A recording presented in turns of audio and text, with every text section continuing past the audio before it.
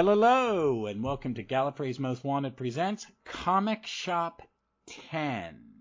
I had to go and look at that, folks. It's been so long since we recorded it. I'm here with Mark from Trap One. Say hi, Mark. Hello, thanks for having me back. Always a pleasure. It was fun. We picked this topic a while back, and we're getting to it. And this episode is all about Beep the Meep, because one of probably the most famous of the comic strip villains is being turned into live action, and so are the Wrath. I'm assuming that's what they want you to pronounce, that weird spelling, W-R-A-T-H. Yeah, I think it's Wrath or Wrath, yeah. Yeah, it's that, the only thing that would have made it more cliche alien name would be as if it was W apostrophe. Yeah. Because in comic books, that's a damn go-to, and I know they do it in TV too. It's like, why would people have an apostrophe sound? All right. But Beep the Meep, that cute, cuddly, sociopathic mass murderer. So we're going to cover 1, 2, 3, 4 of her their stories. Is there a gender to Beep the Meep?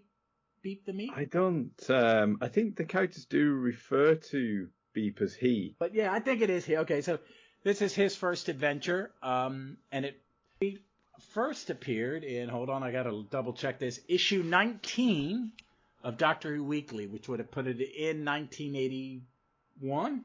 Yeah. Yeah, it'd been around that, wouldn't it? I think. Yeah, because the magazine. Is the magazine 60 years old? No, 40 years old. 40 years old. 40 plus. But it was in this. The first story is Doctor Who and the Star Beast, and it went from 19 through 26. It was a 7-part story, which I forgot. It was a lot longer than I remembered. Yeah. Yeah, it was. And I read it as it came out, because we were getting Doctor Who Weekly. So I originally read this as it came out. What version, because this has been reprinted a lot, version did you read it in?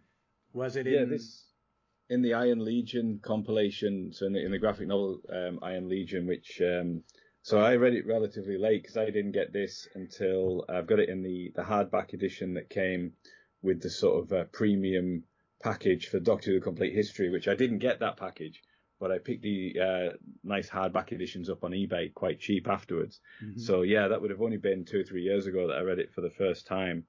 But yeah, it's a terrific story. I say it's 7 parts, but it really rattles along, and it's a terrific story.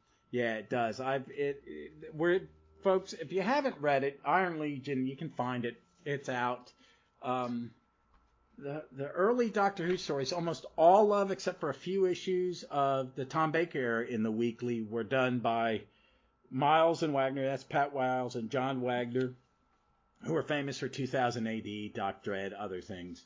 And a new artist at the time, Dave Gibbons, who went on to fame as for Watchmen, first Rogue Trooper in 2000 AD. He was the first artist on that, or one of the first artists on that. And then he went on to do Watchmen. He had a well-received run of Green Lantern he was the first artist, John Stewart, who everybody think is Green Lantern, the African-American Green Lantern. He was drawing it when he was the first time John was the main character in the book. When they replaced Hal in the title as the main character. So about 2 years, and then he had his own, and John went on to a couple other of his own series. But Dave Gibbons was the co-plotter and the artist on that run. And he does his art in this is, I forget how good he was even back early in his career. And it's no offense to the people that have followed him. It's really hard to beat him. What did you think of this story when you first read it? I think it's brilliant. I think it's so witty. Like the idea of it is, the whole idea of it, I suppose it's a bit like Galaxy 4, isn't it? Where the more attractive alien, or in this case, a really cute alien Beep, turns out to be a horrible evil, monster. Whereas the Wrath Warriors, who look much more monstrous, turn out to be basically the good guys. Although to begin with, they're not entirely good, but I love it. The Doctor. So Meep crash lands on Earth, and a couple of school kids, Sharon and Fudge, find him. Meanwhile, the Doctor lands on a spaceship which has been pursuing the Meep, and he's heading towards Earth. And there's just a brilliant bit when the Doctor comes out of the TARDIS wearing a sombrero because he thinks he's on his way to Benidorm in Spain, and then he's looking for a light switch, and he starts tweaking the alien's eye, one of the Wrath Warrior's eye, thinking it's a light switch. So all that is brilliant, and you could well imagine Tom Baker doing that to an alien on TV. I think they capture Baker's voice. I think they capture his voice. It's dead on. Mm-hmm. It's dead on. I listened to a little bit this morning while I was doing some of my homework. I on the app, I had the Big Finish app on my phone, so I downloaded this one because they did adapt these as Big Finish audio plays. This and Iron Legion as audio plays. God, before the pandemic. Yeah. And they're not bad. I was listening to it. It's pretty close. And he's saying their dialogue in it, and it's, you know what I mean. They kept some of the dialogue, especially about the eyeball. Yeah. I haven't heard those. I need to. I haven't read this again. I'd like to look that out. Actually, yeah, that'd be good. They're okay. They're fun. It's fun. It's a little. It's an adaptation, so it's kind of weirder than normal Big Finish. Mm-hmm. A little sillier, but it's still fun because I like Iron Legion a lot. It's one of my favorite stories. Yeah. But and there's a sequel to Iron Legion in the recent Warp magazine, which we were just talking about. Oh wow, really? Now I may have to get it. Called the Iron Empire. Yeah, it's called the Iron Empire, and that's a pretty cool story as well. But yeah, I don't Big Finish. They haven't done any more comic. Yeah, I don't think they sold as well. You know, they try everything. I got it, and you give Jason Heggeloway and Nick Briggs, credit. Let's see how it sells. I mean, look, who would have thought that there'd be 14 volumes of Jago and Lightfoot? Yeah. Okay. I mean, that Towns of Wong-Chiang is still, I think, one of the best written, with all its modern flaws, is still one of the best Doctor Who's ever written. And it's very, very well produced and everything, isn't it? And Jago and Lightfoot are those series, folks, if you haven't listened to them, they're really good. And they just get better and better. Even when they do weird gimmick tricks like have Colin Baker in it. Yeah. Like, oh, this isn't, oh crap, it worked. Yeah. And they, and each box set's a season in a way. And I like the last one I listened to is when they go on the cruise. Yeah, I like that one. Yeah. It's because I felt I was watching an Agatha Christie TV show with some drug usage in it because their stories get weird because it's audio. But these Doctor Who comics in the early days are kind of weird because they can do stuff that the TV show couldn't do, like the big aliens with the pincers. But I want to ask you something. I think, ask you if you agree to this. I kind of think that Gibbons is really trying to design it. I don't know, and I've never heard him interviewed about it, but he's designing these monsters to look like you could make a dodgy Doctor Who costume out of it. And pushes the envelope a little bit. I can see that. Yeah, you could. You'd need. I guess like they did. Like a really kind of tall actor. Yeah. I suppose like the guy that played Azal and people like that. But I suppose with the sort of like the round glowing eyes and that kind of thing is I suppose a bit like mandrills, isn't it? That they could achieve that. I love the one that's sort of dressed like a bit like a surgeon. So even though it's this huge hulking alien, he's got that kind of mirror thing on his head that. The old cartoon doctor light thing. Yeah, and a face mask and all that kind of stuff. While they implant a bomb in the Doctor's stomach, don't they? Which is pretty kind of gruesome. I like it. And then for the next 2 issues, he says, "My stomach's bothering me." Yeah, I'm fine apart from this stomach ache. Yeah. And then when he realizes. It is a bit of a leap, isn't it, that he suddenly realizes there must be a bomb in there. Oh yeah, and the cliffhangers in between is like he gets to the point, he goes, "Get away from me, everybody! I just realized I am a living bomb." And then you see the monster pressing detonate next week, Dr. Death, And then we come back next week for Dr. Death, and he's on top of this lady's, this old woman's shed, taking the metal roof off and wrapping it around his stomach. Yeah. And she's great. She's a proper kind of 1970s. She's got the scarf around her head, and she's always got a cigarette dangling off her lip and everything. It's quite sort of, there's something a bit Monty Python, isn't there, about her? She looks a little like Terry Jones as a woman. The mother in Every Sperm is Sacred musical number. Yes, In the Meaning of Life, Well, I love that movie. Me and my brother were sitting in there, and people started walking out when the animated version of the universe gives birth to the Earth through her vagina, and we were like laughing, and there were like, really? There was a lot worse stuff in the first 40 minutes of this movie. But yeah, I think they're great. Meep is such a great design because he's so cute. And then when you find out that he's horrible, and you get to see what he's thinking, and they don't give it away. They wait until he kills one of the aliens. Yeah, it's quite a way through, isn't it? Yeah, they don't give anything away. You don't really know what he's thinking until well after the doctor gets there. Yeah. He even he starts using English to talk to the doctor, and he's very nice. And it's not until like 3 pages later, isn't it? Huh? It's the big eyes, isn't it? The big sort of soulful eyes and the floppy ears and everything. It's like those weird cat paintings in the 80s, 70s, and 80s.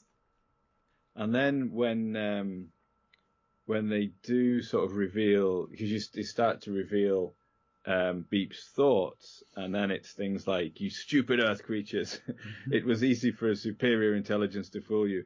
And in those shots, you get to see his sharp little teeth as well, which you haven't previously been able to see. Oh yeah, and, it's his face a really different aspect, I think.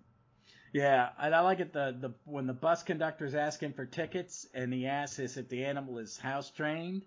Yeah. And Meep thinks, "Never has the Most High been so insulted before. The Most High leaves this planet, there will be atonement in blood."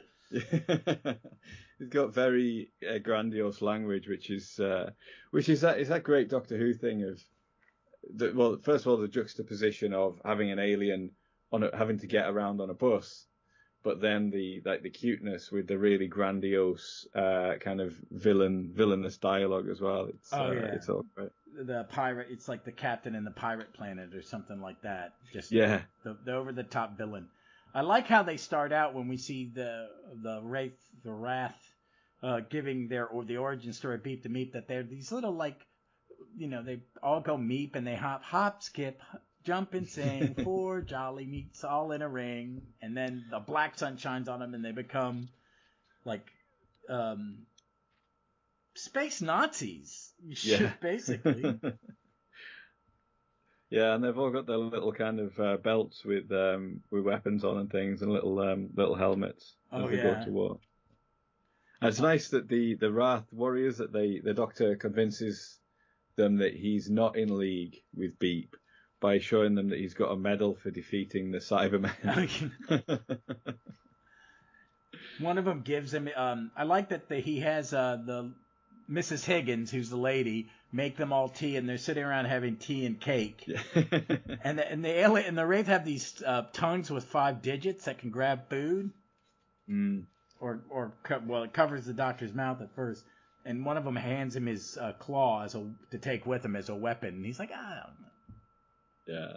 But it says there are species that are made up of 5 different species, which I suppose is a little bit like the aliens in School Reunion, isn't it? I've forgotten the name, but they've sort of, they take on the characteristics of different species and things. Yeah.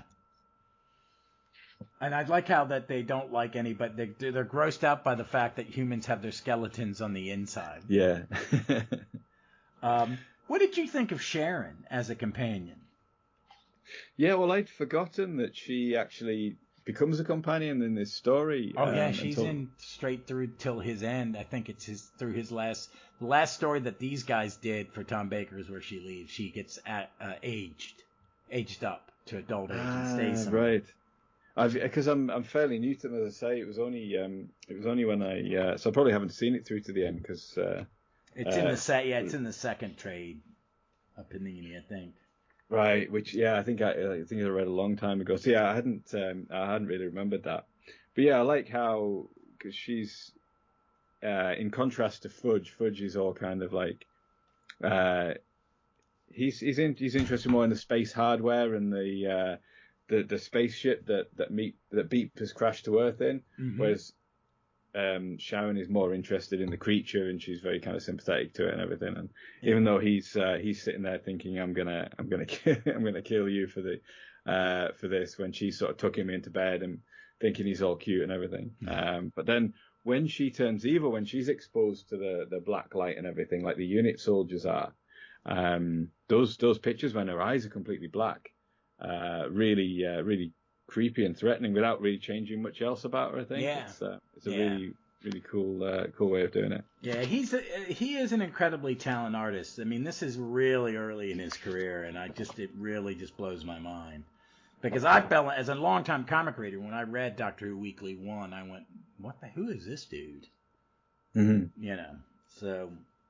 And that must have been pretty progressive for the time to have a black companion as well. I don't think, because it's late 70s, early 80s. You know, there was no sign of that on TV. No sign of that on TV at all, was there? You know, in the 80s. God no, they'd be terrified to do it.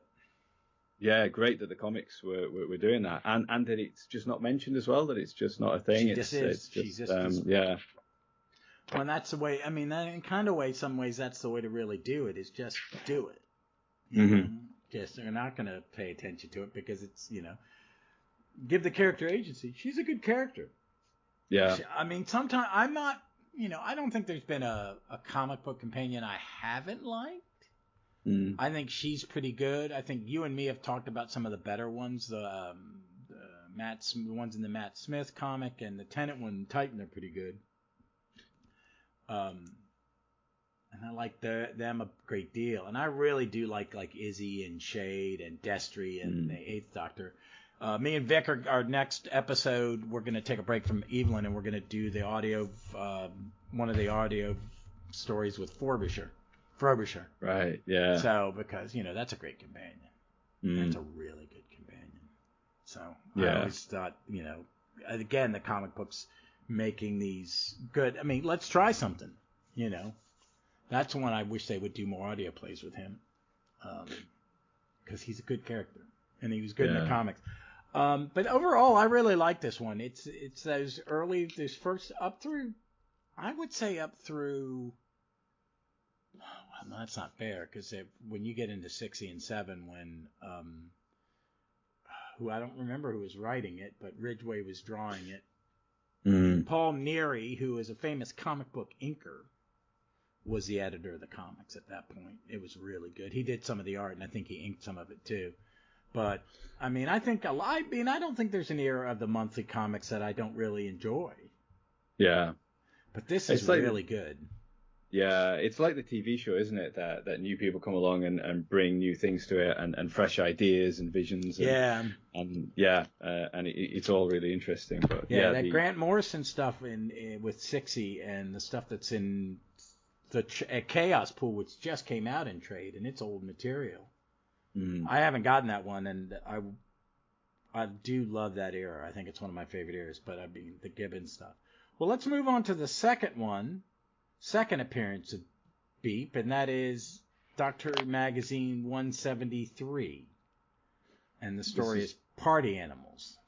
Yeah, so this is just a one issue story, isn't it? Yeah. The Doctor and Ace go to the Doctor's old friend Banjax's birthday party, which is in the center of the space-time vortex, where they bump into a future incarnation of the Doctor, who looks like Nick Briggs. Yeah, which is cool.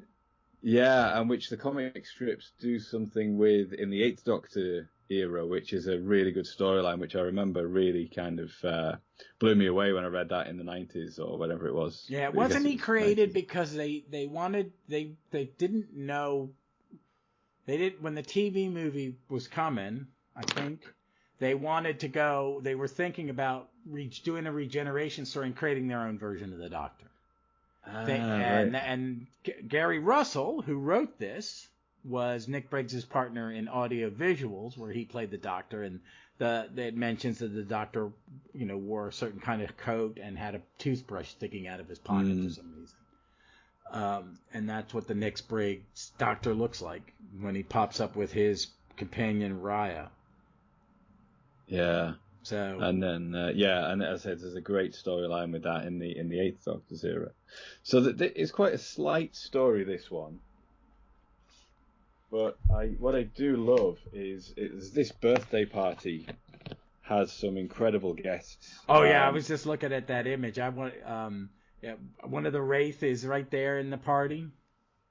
Yeah, and so Banjax himself is a demon, isn't he, from the Third Doctor? Sorry, the demons, by the look of it. Mm-hmm. And then, like you say, you've got the Wrath Warrior of Sontaran, and you've got Absalom Dark, Silurian, Draconian, and then from outside of Doctor Who, Sapphire and Steel. Whoa, I missed that. Hold on, let me look for that. I went back to see what the cover was. I thought it was something else. So it's... Where are Sapphire and... Oh, there they are! They're sitting next to Shade, or near Shade. And also, I think the other side of them, is that Worf? Yeah, it is. That is Michael Dorn. Yeah. That's very cool. We're doing a comic book. What Michael Dorn is going to be the new writer on a DC comic book. Oh, cool. You know who Steel is? The black superhero that wears the Superman S and the armor? He came when the death of Superman, and he's been around.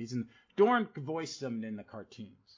Right. No, I don't think I've come across that one. No, he's cool. When they did the death of Superman, he was one of the 4 new Supermen, and his niece is now the hero. But, Michael Dorn is going to be the head writer on that he's going to be the writer on that comic. I'm looking forward to it. And I've been watching Picard, and he is fucking amazing in it.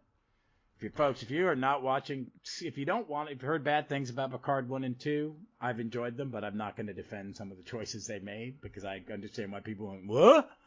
Because some of it was silly. But this season, someone did not put a spoiler shield on a video on YouTube, so the big surprise this week was ruined for me, and I was very upset because it was a great surprise. But Michael Dorn's in it, and he is mellow Zen Worf, and it's freaking amazing. And he is mostly with Michelle Hurd, who is one of the newer characters. Mm-hmm. I like where they do this. And this is probably a one and done because it's something special. There's no anniversary. I went back and looked at what the cover was, and it's just a picture of Pertwee going, the Pertwee era tapes. So I guess it's, some old interview surfaced and they did an article on it. They used to do that all the time. Yeah, I wasn't sure whether this was a Doctor Who magazine anniversary, because I know one of the stories we'll talk about, TV Action, was celebrating. That was for the 20th anniversary of the magazine. Or the 35th, I think, unless I've written that down wrong. Hold on. Yeah, that can't be right, can it? It must be 25th. It's the 20th or something. I'll pull it out. I'll see it when I pull up the issue. Oh, and Deathhead. On the page where you see the new Nick Briggs, that's a character called Deathhead. He is a Marvel UK character who appeared in standard Marvel UK comics and has appeared in American comics. He had a little mini-series during the pandemic. And he is one of these weird characters that crosses over from the Doctor Who comic universe into the Marvel universe. Ah, cool. Yeah, it's fun. It's basically Marvel wanted to do a 2000 AD kind of character, and they hired some of the guys, and it was because there were comics. Marvel had original material in their other comics, like Captain Britain, and then there's a book called Knights of the Pendragon, which is kind of a spin-off of that. That actually just had an omnibus version over here, but it was, they were published in both places. And that's how Alan Moore got into American comics. He wrote some comics for Marvel UK. Right. And then Warren Ellis, who's a comic writer, he did some stuff too from that. It's all this thing. And Deathhead, and it started here with like Deathhead in Doctor Who magazine. So that's who is the guy with the like Viking helmet and the sad smiley face. Mm-hmm. So well, I mean, I do like this Nick Briggs in Raya. I don't know who is Raya supposed to be drawn after, because it looks like it's drawn after a specific person. Yeah, I wasn't sure about that. Yeah, I'm not sure. I don't think I get the reference. Yeah. But unless there's anything in the take a quick look in the back of the. Oh, that's right. I forgot how good it did. Some of these Panini trades have great backup material in the back, especially in the 8th Doctor era. There's some pretty interesting, behind the scenes stuff. Apparently Captain Britain is in that comic. Oh yeah. That's one of the That may be Captain Abalon. Not Abalon. How do you pronounce Is it Abalon? I guess so. Yeah, it is. Yeah, no, that's Captain Britain. Wait a minute. Hold on a second. Yeah. Oh, and standing behind Captain Britain is Emma Peel. I'm assuming that's who that woman in the cat suit is. Oh, cool, right? Yeah, from the Avengers, and it looks like kind of a female version of the Destroyer from Battlefield as well. Oh, is it? Oh, yeah. So Captain Britain is punching someone. Then you've got Shade, and then to the left of that, it's like a female version of the Destroyer. Delgado's Master's there on the floor as well. There's so much detail packed into this. Oh, yeah. Isn't it? And this is got to be one of the earlier Mike Collins comics. Yeah, see, I mean, with the character of Rhea, the face does look quite sort of specific in a way. Like it's like maybe it was somebody that was around at that time who would have been a companion or a good companion, but I can't find anything in the sort of supplementary material. Yeah. But it's basically a barroom brawl Meep starts a ballroom brawl. Mm-hmm. The Free Fall Warriors are in here from. That's another Gibbons creation. They were in the last. Was it the last Tom Baker one, or the one before? Right. Yeah. They're on that page right before Meep, who turns over a beer bottle, and starts a fight with a demon. So really Beep's only in sort of 2 or 3 frames. Turns up with a beer bottle and tries to start the fight, and then the whole thing erupts. And then I think that the main thing I love about this is those just frames are just packed with characters in this fight that you can just spend ages poring over it and see who you recognize. I like on the top of the last page is Ace is beating on a Candyman and a Santarn with the baseball bat, and the Candyman just is like, "Stop hitting me! Stop hitting me!" There's an Ice Warrior passed out. A giant robot and Aslan Doc are beating the heck out of one of the robots from Mind Rob Reader. Yeah, it's one and there's a Chumley. Yeah. The Chumley as well. Yeah, you could. I suppose and you a could, Zarby in the background too. You could read this sort of 2 or 3 times and spot probably more each time. I think. Yeah, I hadn't. There's loads that I hadn't spotted when I read this yesterday. Yeah, it's a lot of fun, and it ends with the 2 doctors and their companions going their other way, and just as they've left, you hear a vorp vorp, and it's Tom Baker's doctor going, "Brighton Pavilion?" Yeah. I enjoy these ones. One of the things I like about the way Doctor Who magazine is always kind of done it is they'll do an arc, and then they'll do just a silly little or just a one issue comic, which is they're normally 8 or 9 pages. They're not a lot of pages. Mm. And you get these little gems. There's one with Furbisher in a bar recently.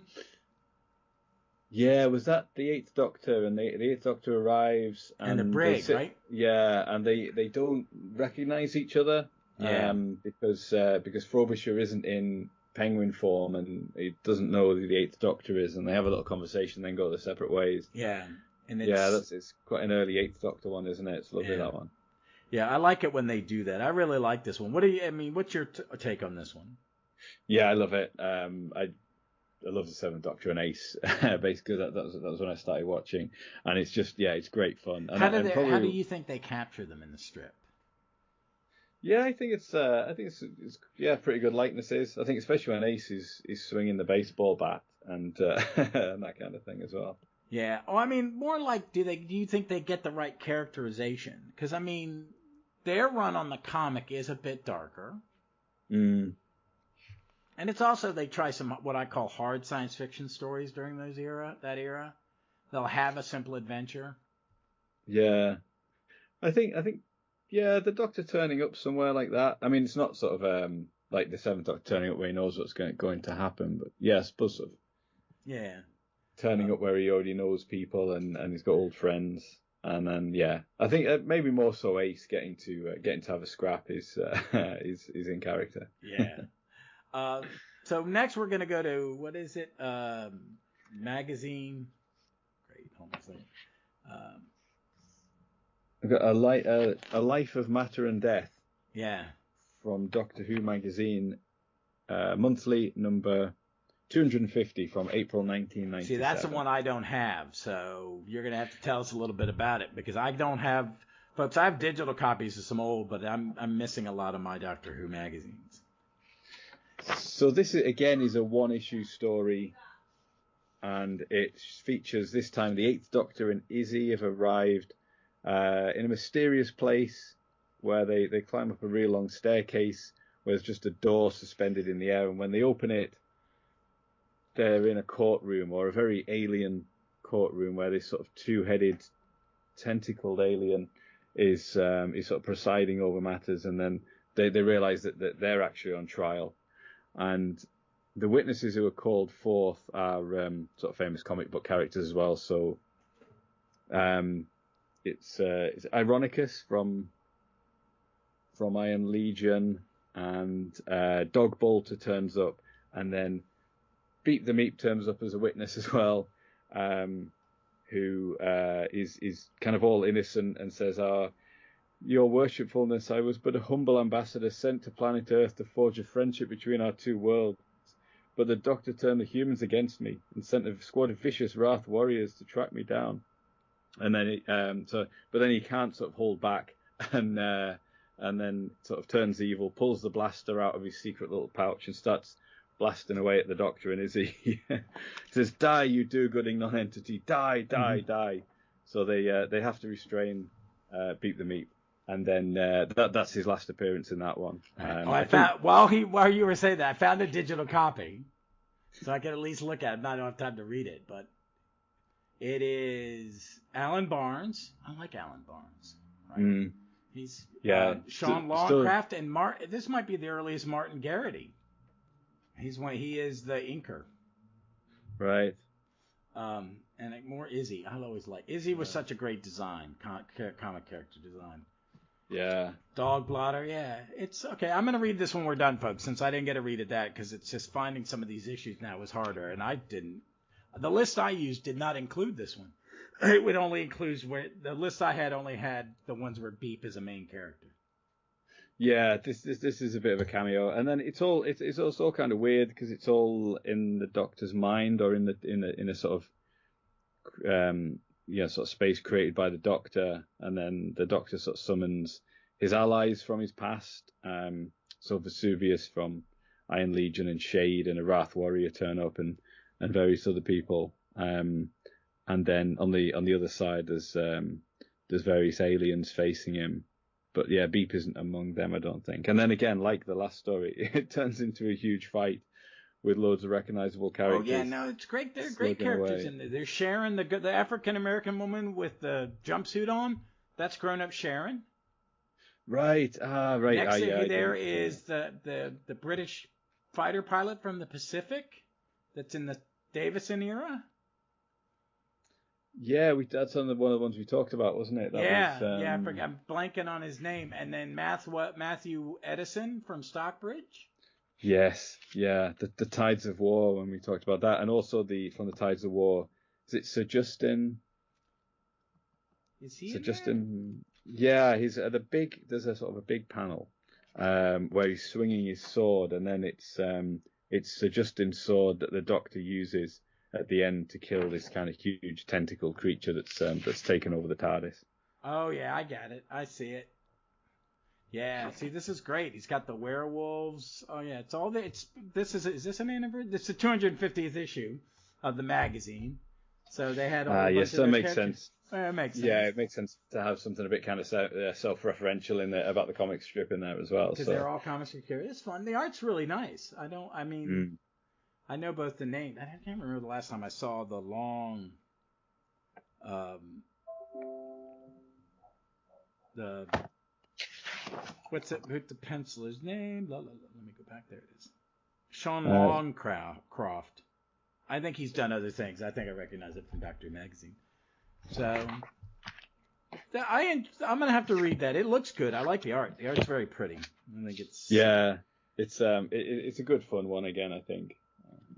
So the next one would be Doctor Who Magazine 283, which is the 20th the 20th anniversary of Doctor Magazine.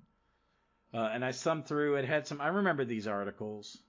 They do the Sergeant. There's a photo with a Sergeant Pepper kind of thing with all the doctors in it. A little bit. Oh, the archives is Destiny of the Daleks. Reviews of Phantasmagoria, Taking a Planet 5, and the Infinity Doctors. Or is it the Infinity Doctors? No, yeah, it's Infinity Doctors was like Divided Lawyers. That's Divided Loyalties. Right. Okay. I got it from the color that it has the same kind of white blue, that kind of bluish color. And this story is called TV Action, which is a throwback to the original Doctor strip was in TV Action? Yeah, there was a comic which had different sort of TV and movie characters, comic strips, and I think the Third Doctor stuff, maybe even earlier than that, was in TV Action. Yeah. So this again is the Eighth Doctor and Izzy, and they arrive where a fugitive is being pursued by the Wrath Warriors. We can only see him from behind at the controls of his ship, but we can see that he's got a pair of cute ears sticking out of a space helmet, so we might get a clue. Yeah. Who it might be. This one's another one by Alan Barnes. Mm-hmm. Art and lettering by Roger Langridge. Yeah. Whose art he'll still do one every now and then, and he'll post stuff on the internet. And Gary Gillette is the editor. Gary Gillette and Scott Gray are the editors of this one, which is cool. Mm-hmm. Scott Gray is still around doing wonderful things. Yeah, I should mention actually, if you follow Scott Gray on Twitter, he sells some really beautiful artwork. Oh my God! I bought a few original pieces. I've got Jodie and the Fan by him. I got a Sarah Jane by him, original, and a Sixth Doctor. Oh, and a Darkseid, who is a DC big bad. So, yeah, I've got one which obviously listeners won't be able to see, but you might be able to make out on the wall behind me there. Is that a brig? That one, I've got the brig, but I've just changed it recently. This is the Raston Warrior robot destroying a Cyberman with a bolt from his arm, so that the Cyberman is being ripped apart kind of around the midriff with this bolt. Oh, okay. So it's really cool. That's the original, right? That's the original. Yeah, because some of the ones I have, he turned into color cards. I've not bought any of the color cards because right now postage, folks, from the UK is freaking horrible. Yeah, but he's recently done a Beep the Meep one. Oh, has he? Which is available now, and it's a really, really cool picture. So so for anybody that's a fan of Beep the Meep, and for all the future fans, once he's been on TV, then that's a great piece of art to have as well. Well, during the pandemic, he was selling autographed of the Panini trades, and I think I have 3 of them. Oh, cool. Yeah. I wanted to throw him the love and I wanted it signed. So I just did. Yeah. I only have his signatures and comic book signatures. I've only got his and Jeff Lemire, who created. He's done a lot of comics. I follow his Black Hammer series of comics, but there was a show on Netflix last year called Sweet Tooth, which is based on one of his comics. I ordered a big complete Sweet Tooth trade, and he's going to be at that I'm going to a Galaxy Con. I'm going to get to meet David Tennant, Catherine Tate, and Alex Kingston next weekend. The weekend this goes up, and I'm going to get him to sign my Sweet Tooth because I think he even drew it. He's an artist in the pencil, but I like supporting Scott because he's a great follow on Twitter on the internet. Yeah. His art is amazing, and he has written some really incredibly good Doctor Who stories in the comic. Yeah. you Yeah, know. and not to plug, but on Trap One during the pandemic, we did a really good interview with him as well about his I remember that one, yeah. 90s comic strips as well. So yeah, if you look back through the Trap One archive, there's a really interesting interview that I did with me and Simon Fox talked to him about some of his 7th and 8th Doctor strips. I may have to. I'll try to remember to pull that link up and put it in the notes for this episode, because he is. I mean, he is a great follow, and he's God, he's worked for the magazine forever. Mm-hmm. You know, so and he's a big. He's a great ambassador for the comic in it, because they took the comic away for a while. You know. And there's a lot of weird the comic business is being hit by the change in the industry. You know, they still don't pay their artists right. So. But I'm not going to get on that soapbox how they rip off artists. So there's one. He's appeared one more time, in which, what was it in? It was in an annual, which I do not own. Yeah. The TV action story is a really kind of odd one, isn't it?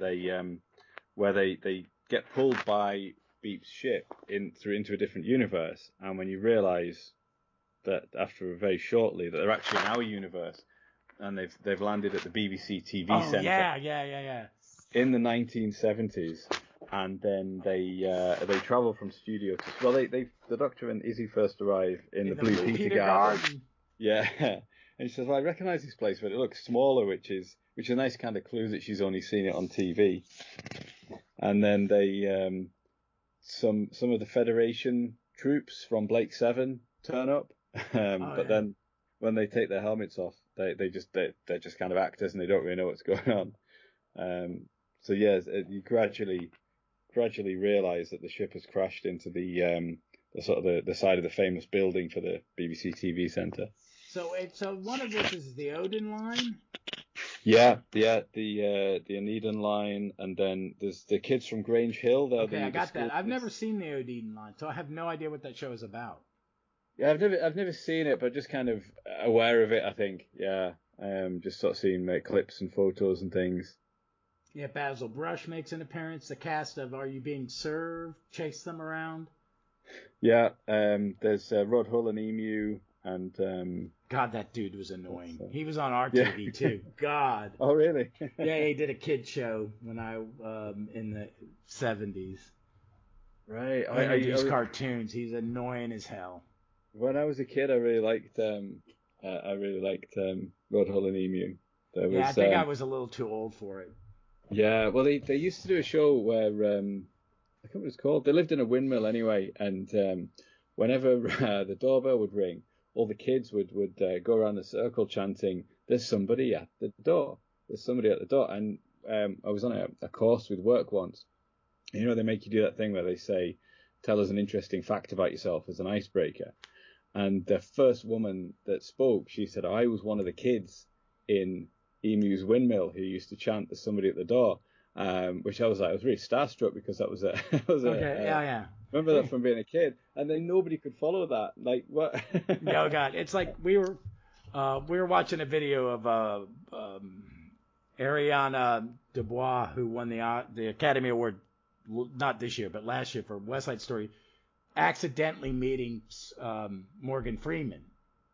It's a great video, folks, because she just goes, "Oh," and then goes, "It's very nice to meet you, sir. It's a privilege." She shakes his hand. She just goes into little kid I've met, becomes starstruck, and he kind of laughs it off.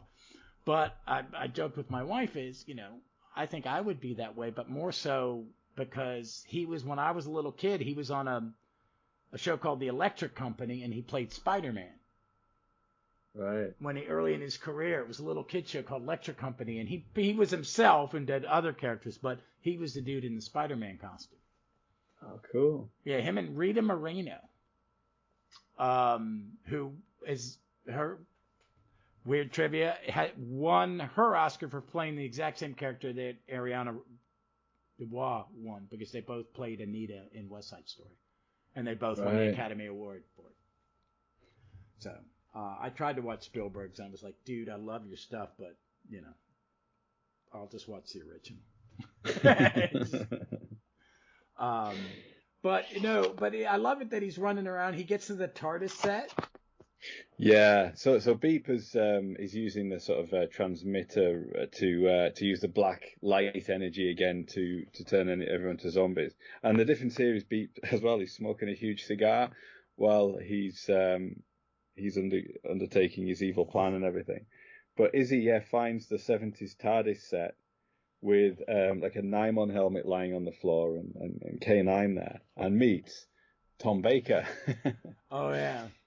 Which is how Beep is ultimately defeated, because the Eighth Doctor is taken over, and then when Tom Baker sort of appears, this is sort of just outside the TV center, I think, where the fountain is, and Beep's terrified because Tom Baker's there, who he recognizes as the Doctor, and then Tom Baker just starts saying loads of anecdotes and stories, which the back of this collection tells you are all taken from actual interviews with Tom Baker. They're all verbatim. Yeah, I could see that, because he mentioned Shirley Williams, Gertrude Stein, name dropping, yeah.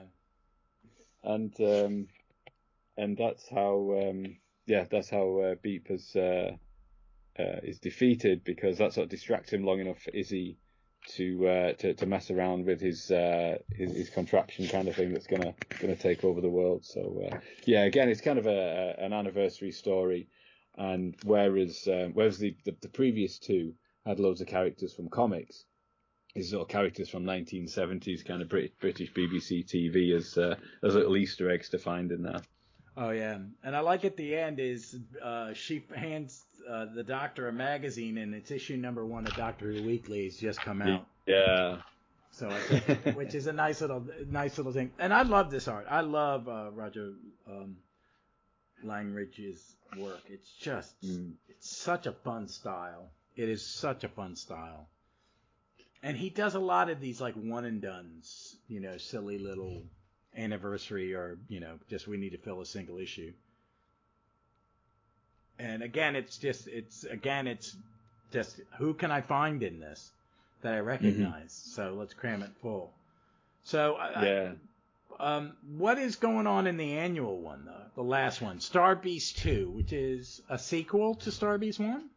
It is, yeah. So this is in one of the Doctor Who yearbooks. I think the last one, 1996. I think they only made 4 yearbooks.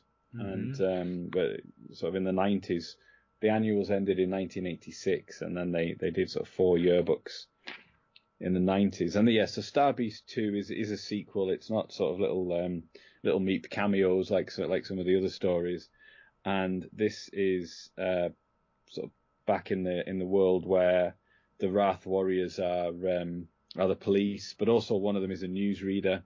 So it says we go over to the final summation at the sensational parole board meeting of Beep the Meep. So he's up for parole, and basically he's convinced the parole board that he's turned over a new leaf. He says, "Thank you very much, your most benevolent judgeness. I've promised to be a good Meep in the future," and there's tears in his eyes, and his eyes are huge, and his hands are clasped together, and they think that they've managed to reform him, and that away from the influence of the sort of the black sunlight and everything, that he's fine. So they give him all his belongings back, which is his sort of space helmet, and his keys for his Star Cruiser and his blaster. And they say they give him his one laser pistol. He says, "I'm sure I won't be needing such a terrible weapon." And then in that way that Beep the Meat does, he bares his teeth and he's thinking, "Not for a few minutes at least." And once he gets in his ship, he realizes that that they've disconnected the Black Star drive, which caused all the problem in the first place. But he remembers that he jettisoned one back in the town of what was it? Blackcastle, was it? Blackcastle in Yorkshire. Yeah. So where the first story was set. So he heads back there. But I think where the mill was, that the ship had crashed at in the first story, there's now a multiplex cinema. And the manager of the cinema is a sort of tall, blonde gentleman who that was really nicely subtly done here, because one of his staff says that the customers are complaining that the car park is being blocked by a space rocket, and he says the phrase is starship, which is what Fudge, as a child, says to Sharon when she calls it, I think, a space rocket, he says, no, it's a starship. And then you realise that the manager of the cinema is Fudge, who's grown up from the original one. So Beep the Meep at that point blasts the door open and starts firing at people in the cinema. The Doctor's in one of the screenings watching Lassie and wishing that he could show it to K9. Anyway, he meets up with Fudge and Beep the Meep uncovers the star drive. This is the fourth Doctor in his burgundy outfit as well, so it's kind of towards the end of his. I found that site. I found the 250 had this in it, so I'm actually following along as you describe it. It's really nice. It's a nice art. I'm digging this. Yeah, it's a different style to the other one, and it is. Again, it's definitely early Michael Garrity, who, folks, if you don't know who he is, he's drawn a lot of Doctor Who comics, and he also did some of the BBC produced animated. He did the character designs for the new Abominable Snowman and Fury of the Deep. Right. Yeah. So yeah. But yeah, this is nice. I like that bit with Fudge is when he tackles him and they're sitting on the floor and he goes, "Fudge, Doctor." Yeah. And then it's all resolved. The Doctor manages to trap Beep in the actual film itself, in the actual roll of film in the Lassie film. So he's got Lassie. Timmy and Lassie are being very affectionate to Meep, and Meep does not like it. So yeah, it's a slight story in the sense it's only sort of 8 pages, but it's kind of a proper Beep the Meep story in that it's he's the main villain, and it's another one of his plans to conquer the world. Conquest, yeah. Yeah, they're fun. I like Beep the Meep as a character, and we know in the early trailers for the 60th anniversary that the Wrath and Beep are in the story. Are they in the same story as Neil Patrick Harris? Maybe that's where we were kind of, before we started talking about specials, what are we actually getting? So who knows? I'm just excited for new Who. I'm excited to see Who on I guess we're seeing higher budget. But I'm also just really excited to see Beep the Meep. Yeah. I'm really excited. The little frame or two we get of him, it looks like he's been done really well. And again, obviously in the age of CGI, they can really do him justice in the way that if they made this, contemporary with the comic strip, he would have been, somebody in a costume. And maybe, who say they may be adapting Star Beast and replacing it, because I know he's in an episode with the character Rose Noble, Donna's daughter. So, So she could be taking the Sharon part in terms of finding the Beep and thinking, Beep the Meep, thinking that he's just a cute, adorable alien that they need to look after. Yeah, so I would like it to be a sequel, and then make reference to Baker. It is an anniversary special, so yeah. And I suppose with if they've got the money to do the de-aging technology, like they've done with Harrison Luke Ford. Skywalker. Yeah, Luke Harrison Skywalker Ford. I like that someone did it. Someone did it. It wasn't Lucasfilm, to show how it works with him being interviewed talking about it.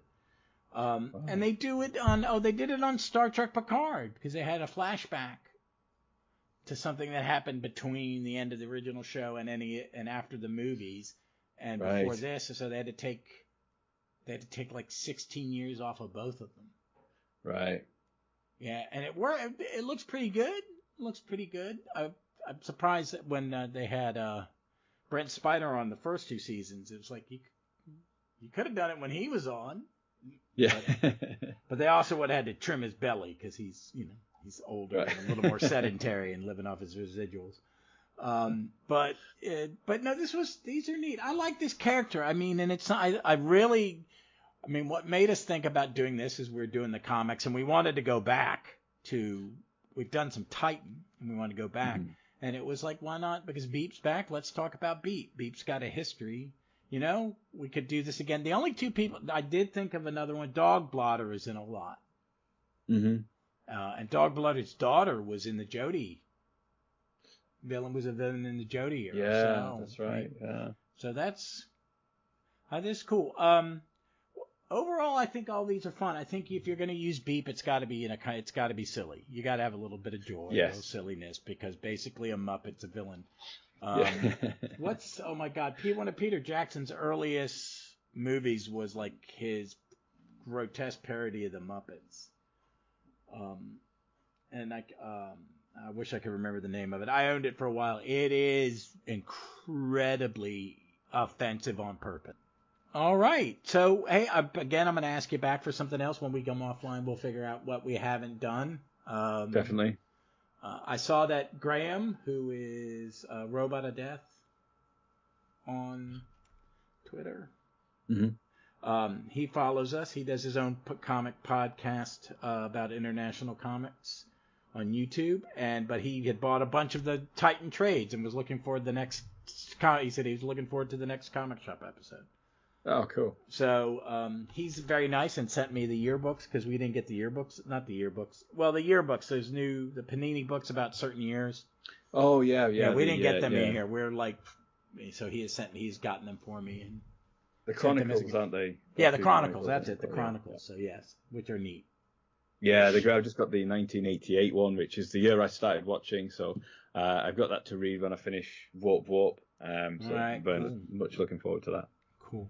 So Mark, where can people find you on the interwebs and in podcast world?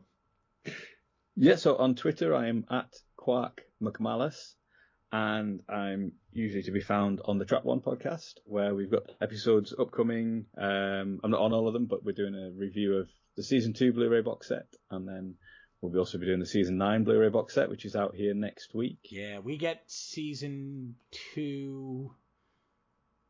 I will get it 2 weeks from. I'll get it at the end of the month. It's the last weekend of the month. So we get our new release DVDs is like a Tuesday or something. So we get it at the end of March. So I'm looking forward to it. I bet it. I haven't seen it. I've heard it's wonderful. So.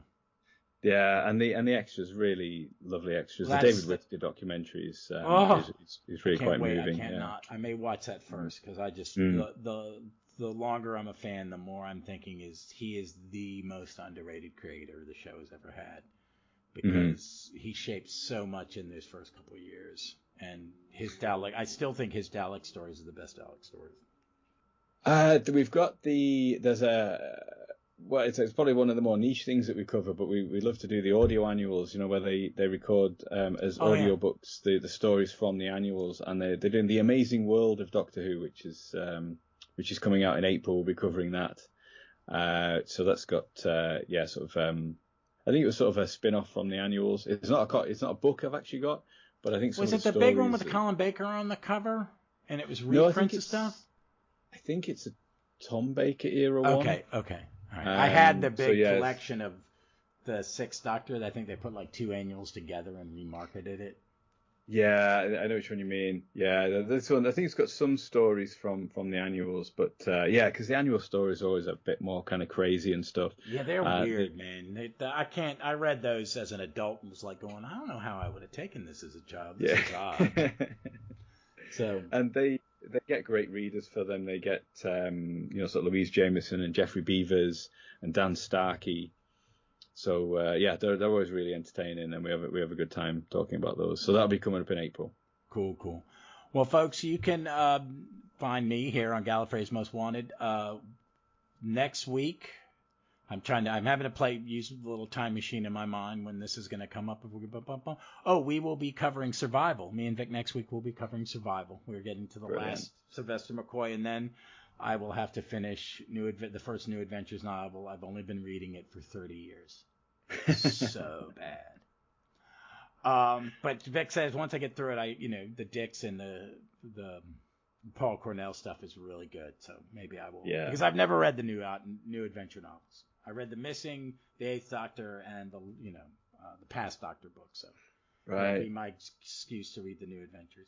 And you can also find me talking about comic books on Stop Let's Team Up, where I do My Legion Adventure, where I am rereading Legion of Superheroes from the beginning. And hopefully I live long enough to get to the end, but it's a lot of stuff. I'm also doing Opal City Confidential, a Starman podcast about the Starman legacy. I'm a huge fan of the seventh Starman, Jack Knight.